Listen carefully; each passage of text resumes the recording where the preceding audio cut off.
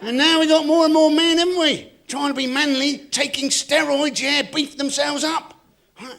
But it turns out the opposite thing. Less manly, yeah, because it apparently makes you impotent because it shrinks your testicles. On the plus side, I suppose, that will make your cock look bigger. But men are confused, aren't they? What are we supposed to be? Strong and sensitive, tough and vulnerable. Two different things at the same time. Oh! Bear Grylls and Gokwan. Not that it's been necessarily that much of a problem for me, because I was never much of a man in the first place. Crap at heights. This is about as high as I can get up without having a panic attack. I get up much higher than this, I start convincing myself I'm about to jump off. I love walking the coastal paths, right? Yeah, but people go, oh, come and look at the view. I'll go, no. If I come and look at the view, I will be the view. The only time I'm up high and I think I'm not going to jump is when I'm on a diving board. And then it's embarrassing, isn't it?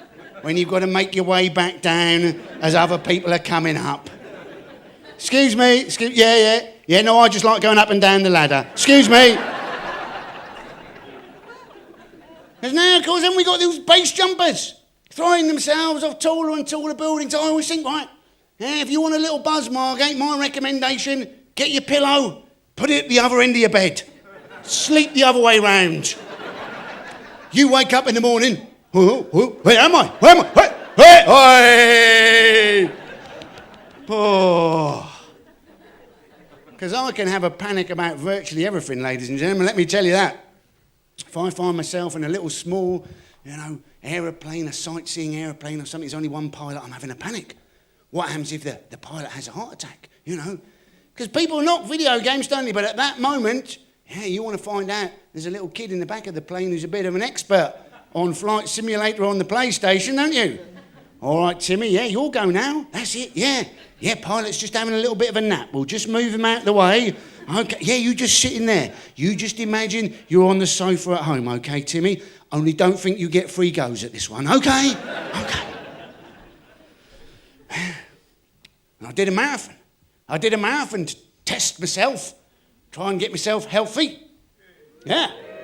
What a pointless waste of time that was, ladies and gentlemen. I lost both of my big toenails and the tops of both nipples. I was wearing the Vaseline like they tell you to. I think I needed a tub of lard and some lanolin.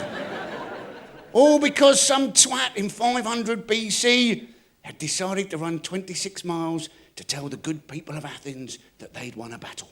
Now, if you've won a battle in 500 BC capturing chariots and horses and you need to go 26 miles, surely you take a chariot and a frickin' horse. What you don't do is run it yourself. Because what happened when he ran it? He ran 26 miles, told them they won the battle and he dropped down dead. Well, how come we made an Olympic event out of that then?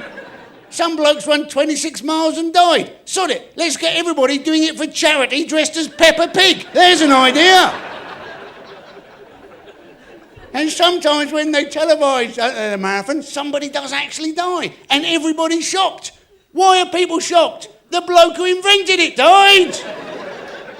Pheidippides was an unmitigated arsehole. A phrase I don't think we hear often enough.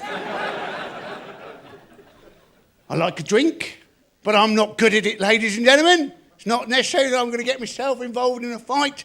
Much more likely I'll fall asleep in a public toilet with me arse sticking out the gap at the bottom of the door. And let's face it, Britain, we've got problems with our drinking, haven't we? Not like the rest of Europe don't drink, they do drink. But very few countries drink like us. You go over to Paris, let's say 9 o'clock in the morning, loads of businessmen on their way to work, popping into a bar, a little sharpener, off they go. We, of course, we did that in Britain. We just think, I think I'll just have a second. And then I'll phone in sick. And I'm shit at DIY. Shit at it. Which is why I love a pop-up tent. They are good, aren't they? The trouble is, though, with a pop-up tent, as I've noticed, bit of a bugger to pop down, aren't they? Which is why after festivals like Glastonbury, after 48 hours of solid drinking, you see loads of people, don't you, staring at their own tent, going, I don't think I can be dealing with this. I'll just buy another one next year. And I'm shit with technology as well. Computers are amazing, aren't they? But if you spend long enough on them, yeah, you get paranoid, don't you? Everybody's got more friends than you have. Everybody's doing far more exciting things than you are. And everybody understands far more about their computers than you do. Yes, I would love to hashtag you, but I can only find the pound sign on this sodding keyboard. And then the one thing I thought I was good at, I thought I am a good driver. And then I read a statistic, apparently 90% of us think we're in the top 10% of drivers. So I'm probably shit at that as well.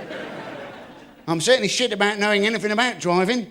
I had to buy a second-hand car recently, right? So I went round to see it. I thought I'd better show a degree of knowledge so I don't get ripped off. So I walked round the car, came back, kicked one of the tyres, because I'd seen somebody do that on the telly. Surprisingly hard if you've never kicked a tyre before. And then the bloke, he popped open the bonnet for me to have a look inside the bonnet. And there it was. And I was having a look at it. And I can remember the one and only thought that entered my head as I was looking into that bonnet. I thought, oh, that looks full. And it was then that I realised, there's a strand of comedy at the moment, right? Male stand-up. Call it cock stand-up if you like. Sort of, I drank this, I fucked that, I kicked this. And I was thinking, I'm shit at all of those things. Much more likely with me, I dribbled this, I snuggled that, I fell over this. And that doesn't necessarily mean that just because I'm crap at being a man, I'm really well in touch with my feminine side. Obviously, you get better at relationships over time, don't you? You learn a few things. For instance, if your partner starts slagging off their own family, don't join in.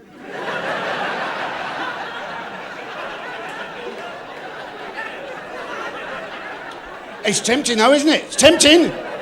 Because you've been looking forward to that moment for a long time. Well, of course, now, aren't we? We're all supposed to be very relaxed about sex, no sexual taboos anymore. Apparently 1 in 6 of us, we've made a sex tape with our partners, apparently. 1 in 6. I haven't. Filming yourself making love? That sounds like multitasking to me. I'm not great with a video camera, and I'm certainly not great at making love. But I reckon if I tried to combine the two, it would be an utter disaster. I'd probably get confused. Maybe start smiling at my partner trying to stroke the camera. And I'll be honest, I'll get paranoid. You'd be worried, wouldn't you, that somebody would, put it up on the internet, or maybe even worse, everybody gets pissed at Christmas and somebody puts it on by mistake. Because presumably you're going to want to label this tape, you'll want to know which one it is, won't you? But you can't put sex tape on it, can you? You want to cover your tracks a little bit, don't you? Maybe love story ! So as you know which one it is. But then when you're out, Granny's having a bit of a rummage around, suddenly finds what she thinks is a romantic weepy and is somewhat surprised by the amateur bangfest she then witnesses. And aren't you just creating problems for yourself at some stage down the line? Because if you've gone to the trouble of making a sex tape, you're going to want to make it look good, aren't you? Lights and sound and everything. You're going to be looking good yourselves. Some years down the line when you're making love and maybe the passion's not quite there, aren't you liable to just turn to your partner and go, oh, sod, it's not really working tonight, is it? Shall we just watch the frickin' tape? And then I thought to myself, well, maybe I could release my own sex tape for publicity purposes. Worked okay, didn't it, for Kim Kardashian, Paris Hilton. And I thought, well, actually, for them to work, people are going to have to want to watch them, aren't they? I'd have to spend like a year in the gym and get myself a penis pump. I was thinking, well, probably much easier, isn't it? Just to film myself hammering nails into my own scrotum while stroking a frog. Try and crack the alternative market,